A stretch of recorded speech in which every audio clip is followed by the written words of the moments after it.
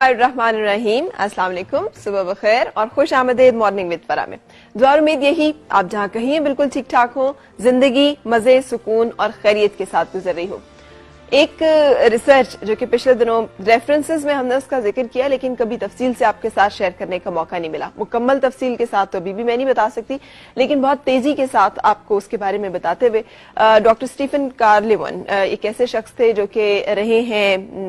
اسرائیل میں تقریباً 3 سال۔ اسرائیل ایک ایسا ملک ہے، ہم جانتے ہیں، جو بہت ساری جگہوں پر عالمی فیصلات پر اثر انداز ہوتا ہے۔ عالمی فیصلے جو ہیں وہ ان کی مرضی کے، ان کی منشا کے مطابق کیے جاتے ہیں۔ وہ کنٹرول کرتے ہیں گورنمنٹس کو، نہ صرف گورنمنٹس کو کنٹرول کرتے ہیں بلکہ طاقتور ترین جو اکانومیز ہیں ان کو کنٹرول کرنے کے ذریعے سے، اور عالمی معیشت پہ چھائے ہونے کی وجہ سے وہ پوری دنیا کی جو سیاست ہے اور پوری دنیا کی جو بساط ہے اس کو بڑی حد تک اس پہ جو سب سے کامیاب ہو رہے ہیں وہ یہودی ہی ہیں۔ ہم یہ بھی جانتے ہیں جتنے نوبیل پرائز آج تک دیے گئے، میں نے آپ کو ایک دفعہ پوری لسٹ پڑھ کے بتائی تھی، ان میں سے میجورٹی صرف 2 ایسے ہیں جو کہ مسلمانوں کے حصے میں آئے، باقی تمام تر جو ہیں وہ یہودیوں کے حصے میں ہیں۔ اگر ہم کاروبار کا دیکھ لیں تو جتنے بڑے بڑے برانڈز جتنے ہم سنتے ہیں جو بڑے اسٹیبلشڈ ہیں، بہت زیادہ کامیاب ہیں، وہ سب یہودیوں کے ہیں۔ تقریباً 70% کاروبار جو ہے وہ ان کے ہاتھ میں ہے، عالمی معیشت کا، پوری دنیا کا، اس کا مطلب ہے۔ سو یہ تمام چیزیں یہ ثابت کرتی ہیں کہ وہ ایک کامیاب قوم ہے، ایک کامیاب نسل ہے۔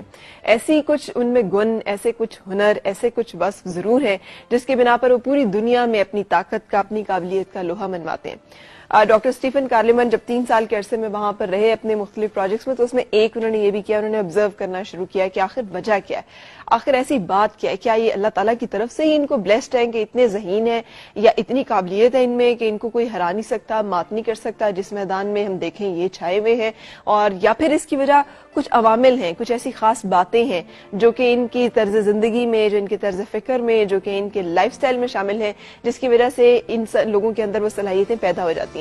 یاد رہے کہ اسرائیل کو اگر آپ نقشے پہ دیکھیں نا تو آپ کو بالکل ایک پوائنٹ لگانا، ڈاٹ لگانا پڑتا ہے، اور ڈاٹ سے تھوڑا سا بڑا وہ ایریا ہے جو کہ اسرائیل کے نقشہ جو ہے پوری دنیا کے اوپر جتنا شو ہوتا ہے۔ آبادی اس کی تقریباً 61 لاکھ آپ کہہ سکتے ہیں، جو اگر راولپنڈی اسلام آباد میں جو لوگ رہتے ہیں تو جتنا یہ ایریا ہے دونوں شہروں کو اگر آپ دیکھیں، اس سے بڑا ملک نہیں ہے اور تقریباً اس سے زیادہ آبادی نہیں ہے، لیکن ان لوگوں کی اتنی، مطلب ان میں سے ہر بندہ جو ہے وہ ایک جائنٹ، ہر بندہ جو ہے وہ انتہائی قابل۔ جو انہوں نے ریسرچ کی اس کے نتیجے میں انہیں پتہ چلا کہ مائیں انہی دنوں سے جب کہ وہ ایکسپیکٹ کرتی ہیں، جسے ہم ارلی ٹرائمیسٹر آف پریگننسی کہتے ہیں، یعنی جب ابھی بالکل حمل ٹھہرتا ہی ہے تو وہ باقاعدہ ریاضی کی مشقیں، میتھس کے کوسچنز جو ہیں وہ سالو کرتی ہیں، اور ڈیفینیٹلی ان کے ہسبینڈ جو ہیں ان کے ساتھ اس میں شامل ہوتے ہیں، وہ دونوں مل کے یہ پریکٹس کرتے ہیں،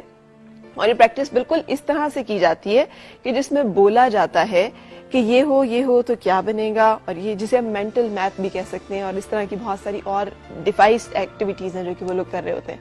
کیونکہ ان کا ماننا یہ ہے کہ جو حاملہ خاتون ہے اس جو کھاتی ہے اور جو وہ سوچتی ہے، اور خاص طور پہ جس طرح کے اس کے ذہنی مشاغل رہتے ہیں، اس کا ڈائریکٹ اثر جو ہے وہ بچے کے اوپر، یعنی نسل کے اوپر، جو شخص، جو انسان دنیا میں آنے والا ہے اس کی شخصیت کے اوپر، اس کی سوچ کے اوپر پڑ رہے ہوتے ہیں۔ نہ صرف یہ بلکہ وہ موسیقی میں گہری دلچسپی لیتی ہیں، وہ موسیقی سنتی ہیں، بجاتی ہیں، گاتی ہیں۔ یہ بتانے کی تو ضرورت ہی نہیں ہے کہ ایک ریلیکس انوائرمنٹ میں ان کو رکھا جاتا ہے، جہاں پر کوئی ساس کے تانے نہیں ہوتے، جہاں پہ کوئی شوہر کی بدمزاجی نہیں ہوتی، بلکہ ان کو اس طرح سے دیکھا جاتا ہے کہ وہ جنم دینے والی ہیں ایک ایسے شخص کو، ایک ایسی انسان کو جو کہ دنیا میں کچھ کرنے کی قابلیت اور صلاحیت رکھے۔ ان کا فوکس ہوتا ہے کہ ایک ذہین انسان کو پیدا کیا جائے۔ صرف بچے پیدا کرنا یا صرف اس لیے پیدا کر دینا کہ ہم اسٹیبلش ہو جائیں گے خاندان میں، یا ہمیں کوئی کچھ کہہ نہیں سکتا پھر، یا پھر یہ کہ ایک دفعہ بچہ پیدا ہو جائے تو پھر یہ شوہر جو ہے یہ قابو میں آ جائے گا، ان سوچوں سے برعکس جو تھاٹ ہوتا ہے اس کے پیچھے وہ یہ کہ ایک ذہین انسان پیدا کیا جائے، اور یہ تھاٹ صرف اس عورت کا نہیں ہوتا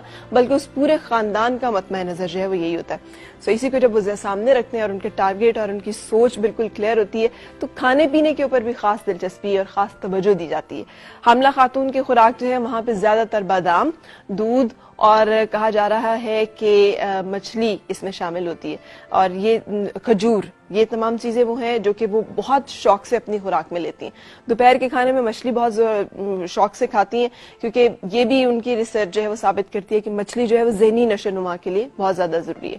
اچھا، یہ تو وہ تمام چند عوامل ہیں جو پیدا ہونے سے پہلے ہیں۔ جب بچہ دنیا میں آنکھ کھولتا ہے تو ان کے بچے جو ہیں 3 زبانیں ضرور بولتے ہیں، جس میں ایک عربی ہے، ایک عبرانی ہے اور ایک انگریزی ہے۔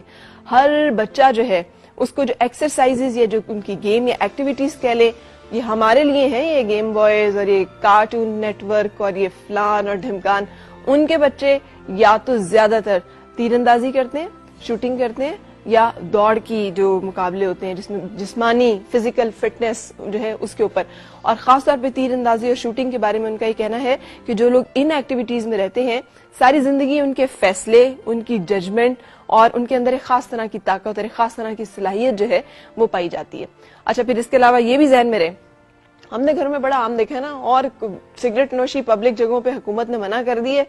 چلے ٹوٹی پھوٹی ہی صحیح پابندی لگا دی ہے, سکولز نے اپنے کیمپسز میں الاؤڈ کر دیا ہے کہ بیٹے اگر آپ نے پینا ہے تو وہ ہے اسموکنگ روم, آپ پلیز وہاں جا کر آرام سے اسموک کیجئے اور پھر آپ باہر آ جائیے, سب لوگوں کے درمیان اسموک نہ کریں. لیکن جب ہم اپنے گھر میں ہوتے ہیں تو ہم اس کا بھی خیال نہیں کرتے, ہم یہ بھی نہیں دیکھتے کہ ہم بچوں میں بیٹھے ہوئے ہیں, بزرگوں میں بیٹھے ہوئے ہیں, کوئی حاملہ خاتون ہمارے پاس ہے, ہم آرام سے جو ہے وہ سگریٹ نکالتے ہیں اور پینا شروع کر دیتے ہیں. یاد رہے کہ سگریٹ کے جتنے برانڈز ہیں وہ بھی زیادہ تر یہودیوں کے یعنی جیوز جو ہیں انہی کے ہی ہیں, لیکن ان کے اپنے گھروں میں اتنی سختی ہے کہ اگر آپ مہمان بھی, اور مہمان کی بڑی وہاں تواضع کی جاتی ہے, اور بڑی مہمان کے ساتھ ملنساری اور جو ہم ساری روایتی کہانیاں سنتے ہیں مہمان نوازی کی وہ تمام اسی طرح سے موجود ہیں, لیکن آپ ان کے گھر میں سگریٹ نہیں پی سکتے. اگر آپ پینے کا ارادہ کریں تو وہ آپ کو بڑی پولائٹلی کہہ دیں گے کہ آپ باہر جا کے پی کے آ جائیں, لیکن سگریٹ یہاں نہیں پینی. کیوں؟ کیونکہ ان کا کہنا ہے اور ان کا ماننا ہے کہ سگریٹ جو ہے انسان کے ڈی این اے کو, اور خاص طور پہ اگر آپ پریگننسی میں ہیں تو جو جینز ڈیولپ ہو رہی ہوتی ہیں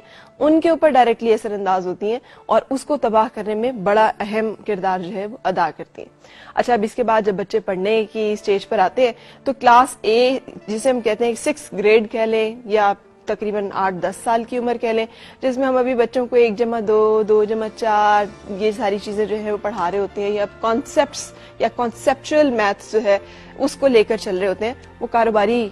میتھس پڑھاتے ہیں جس میں یہ وہ آپ نے دیکھا ہوگا ہمارے بچوں کو بھی بڑی مشکل آتی ہے کہ اگر آپ کسی دکان پہ گئے ہیں اور آپ نے 12 انڈے لیے ہیں اور 12 انڈوں کی قیمت جو ہے 14 روپے تھی اور آپ نے 100 روپے دیے تو واپس کتنے آئیں گے. سو اس طرح کی جو چیزیں ہیں اس میں وہ بڑے کمانڈ ان کو دی جاتی ہے اور وہ سکھایا جاتا ہے باقاعدہ. ڈاکٹر اسٹیفن کارلیون نے یہ بھی کہا کہ جب انہوں نے کمپیریزن کیا کیلیفورنیا میں انہی بچوں کا اسی عمر کے بچوں کے ساتھ, تو انہیں پتا چلا کہ کیلیفورنیا کے بچے جو ہیں وہ ذہنی استعداد میں اسرائیل کے بچوں سے تقریباً 6 سال پیچھے تھے. آپ اندازہ لگا لیں ہمارے یہاں پر جو ورژن آف اسٹڈی پڑھایا جاتا ہے جس میں کہ یہ بھی نہیں پتا ہوتا کہ جو پڑھایا جا رہا ہے وہ کیوں پڑھایا جا رہا ہے, اس سے کیا ٹارگٹ اچیو کرنا ہے, وہ ٹارگٹ کتنے عرصے میں اچیو ہوگا, اور جو ٹارگٹ اچیو ہوگا اس کے بعد جو آئندہ ان دا لانگ ٹارگٹ ہے اس میں یہ کتنا ہیلپ فل, کتنا امپورٹنٹ اور کتنا اہم ہے, اور یہ کون سی سٹیج ہوگی اس کی. ہمارا جو نظام تعلیم ہے وہ ماشاءاللہ باہر سے اچانک کچھ ایکسپرٹس آتے ہیں جو ہمیں بتاتے ہیں یہ چند چیزیں نکال دیں, یہ چند چیزیں ڈال لیں, اس سے کہ یہ چند چیزیں پڑھ کے جو ہے نا وہ ہمارے مفاد پہ ذرا زد پڑتی ہے.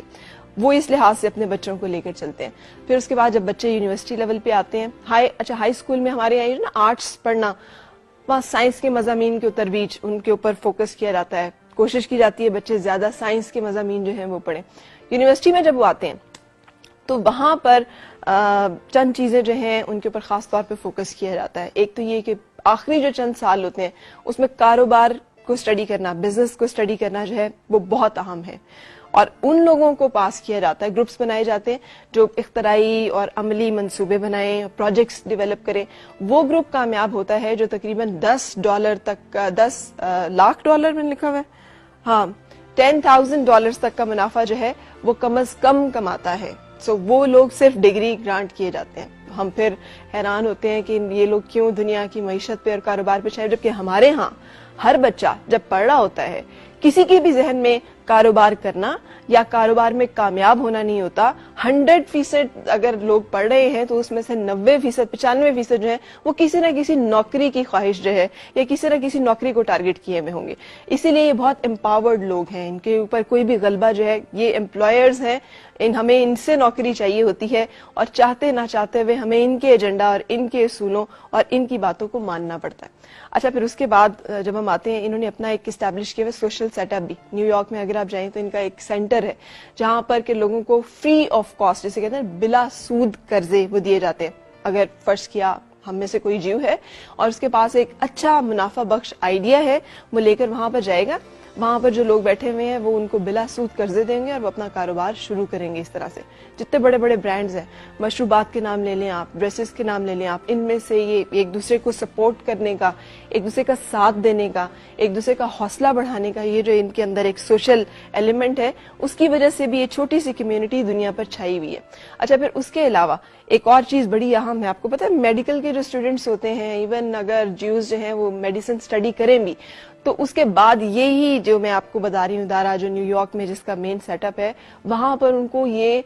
प्रमोट किया जाता है और उनको इनकरेज किया जाता है कि बगैर किसी हॉस्पिटल में नौकरी करने के बजाय वो वहां से कर्जा लें, बिला सूद कर्जा, और अपना एक कारोबार शुरू करें। इसलिए ज्यादातर जो यहूदी डॉक्टर्स हैं वो हमें प्राइवेट प्रैक्टिस में नजर आते हैं,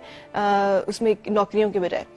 ये एक इंफ्रास्ट्रक्चर है, ये एक सोच है जो कि प्रिवेल करती है, और ये नस्ल दर नस्ल किया जाने वाला वो काम है जो किसी भी जगह पर अगर राइज किया जाए तो यकीनन नताइज वही मिलेंगे जो हमें इस एक मखसूस खित्ते, इस एक मखसूस कौम के साथ मिल रहे हैं। हमने सोचना सिर्फ ये है कि हम क्या कर रहे हैं, और हमने सोचना सिर्फ ये है कि क्या हमारी प्रायोरिटीज और प्रेफरेंसेस में भी एक ज़हीन नस्ल पैदा करना, एक कामयाब इंसान पैदा करना, एक ऐसा इंसान जो एम्पावर्ड हो, जबकि हमारे हुजूर सल्लल्लाहु अलैहि वसल्लम ने हमें बता दिया है कि जो माल है या जो इसे कह लें रिस्क का तकरीबन 70% हिस्सा, बल्कि शायद इससे भी ज्यादा, मैं उसकी सही जो है वो मिस कर रही हूँ इस वक्त, वो तिजारत में है, और बाकी जो है वो फिर बाकी जगहों पर डिस्ट्रीब्यूट कर दिया गया। हम नौकरियों को फोकस करते हैं और फिर हम रोते इस बात को हैं कि रोजगार के मौके नहीं है या अनएम्प्लॉयमेंट हो रही है। सो कोशिश करनी है हमें कि हम इन तमाम चीजों को अपनी जिंदगियों में शामिल करें ताकि हम सीख सकें। बच्चों की फूड में जंक फूड बिल्कुल नहीं है। ये जो हम डिफरेंट चीजें खिलाते हैं ना अपने बच्चों को, बच्चे भी वहाँ बादाम, दूध, मछली और इस तरह की चीजें जो है वो इस्तेमाल करते हैं। बड़ी फोकस और कॉन्सेंट्रेटेड उनकी ब्रॉटअप होता है जिसके ऊपर खासी तवज्जो दी जाती है।